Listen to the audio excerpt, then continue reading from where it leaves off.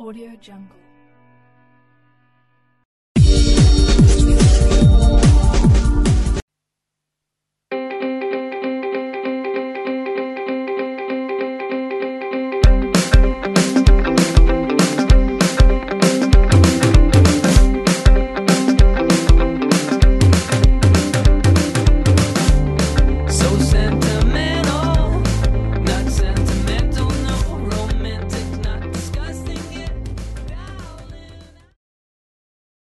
J'espère que vous avez aimé l'interview sur les backpackers et maintenant, deuxième partie, en exclusivité, je vais vous présenter comment une petite station vit et survit au quotidien dans l'outback australien. Voilà, là il n'y a rien du tout.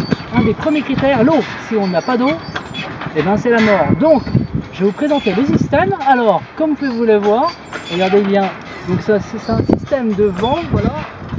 Alors, avec donc ça, le vent déplace une hélice, qui cette hélice donc déplace un piston, et ce piston pompe l'eau souterraine. Voilà, cette eau souterraine qui vient donc des nappes phréatiques sont stockées dans des bacs géants. C'est là où on peut donc utiliser l'eau. Voilà, donc le premier système dans la outback fonctionne comme ça avec un système de pompe et d'hélice pour pouvoir stocker l'eau même quand il n'y a pas de vent. Voilà, allez, moi je vais vous présenter maintenant comment les gens de l'outback, des campagnes, utilise de la lumière, l'électricité. Allez, suivez-moi. Allez les amis. Alors ici pour l'électricité, c'est simple. Il n'y a pas de fil électrique, aucun électrique dans les alentours. Ça marche comment? Ça marche une machine géante, du mazout. J'avoue que ça mélange avec du diesel, voilà, pour alimenter toute la station. Voilà, pour avoir du courant, garantir un minimum d'électricité. Voilà, donc un système de pompe, et en aucun cas dans la outback tu dois avoir des fils électriques. Allez, suivez-moi, je vais vous présenter maintenant comment ça se passe pour le téléphone. Allô? Allô? Allô? Oh, il n'y a pas de réseau dans ce bled de merde. Fais chier quoi, il n'y a jamais de réseau. Même j'ai beau avoir Telstra, ça marche pas. La solution, le satellite. Ici tout passe par satellite. C'est pareil comme le courant, il n'y a pas de prise, il n'y a pas de fil électrique pour les prises de téléphone. Voilà. Donc une seule solution, la parabole. Voilà comment ça marche. Ici tout est centralisé. Le fermier de la ferme a une connexion internet, la possibilité d'appeler en cas d'urgence. Voilà. Un minimum de communication, c'est la base. Voilà. Donc maintenant vous en savez plus. La communication satellitaire. Je vous donne rendez-vous maintenant. Prochain spot, comment ça se passe pour le frigo. Suivez-moi. Un truc important maintenant après avoir la communication et tous ces éléments précédents, la nourriture. Comment ici on stocke la nourriture, sachant qu'il n'y a rien à 100 km aux alentours. Les échelles sont tout à fait extrêmes.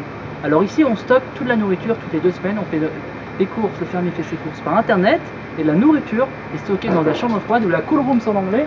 Regardez à quoi ça ressemble un frigo dans l'outback australien. Voilà. Donc voilà le frigo donc de la ferme. Bon là c'est un peu à sec.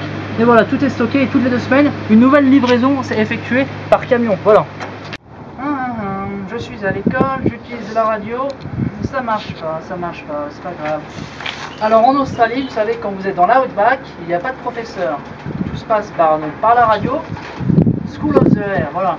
Tout simplement, en fait, les élèves se branchent à une certaine heure pour avoir les cours en ligne, voilà. Dans certains cours de l'outback, ça se passe par internet, mais en majorité encore, tous les cours se passent par School of the Air. Ici, concrètement, comment ça se passe? C'est la mère du fermier qui donne les cours à ses enfants, mais il faut être agréé par l'État pour donner ses cours, pour donner les cours aux élèves, enfin à ses enfants, voilà. Donc School of the Air, c'est la particularité, c'est uniquement l'école par la radio. Allez, dernier point, les Flying Doctors. Oh, fuck you! Oh my god! Mais merde, là, je me suis exposé le bras là. Qu'est-ce que je peux faire? Je suis dans un outback, il n'y a rien aux alentours. Je peux même pas appeler de docteur. Il n'y a rien, je fais comment? Ah, attendez, j'ai entendu parler des Flying Doctors dans l'outback. Je vais peut-être appeler donc les Flying Doctors. Alors les Flying Doctors, c'est la particularité aussi en Australie avec le School of the Air.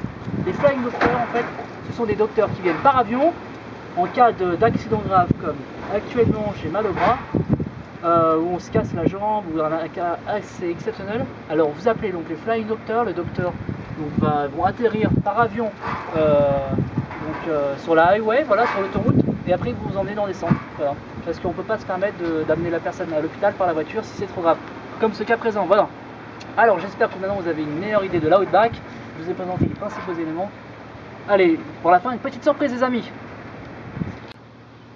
L'Océanie pour les zéros. Je finis aujourd'hui cet épisode pour vous présenter le perroquet de la ferme. Ce perroquet de la ferme qui est complètement hallucinant. Hello, how are you? Il peut répéter des gestes. Là, il est un peu calme ce matin.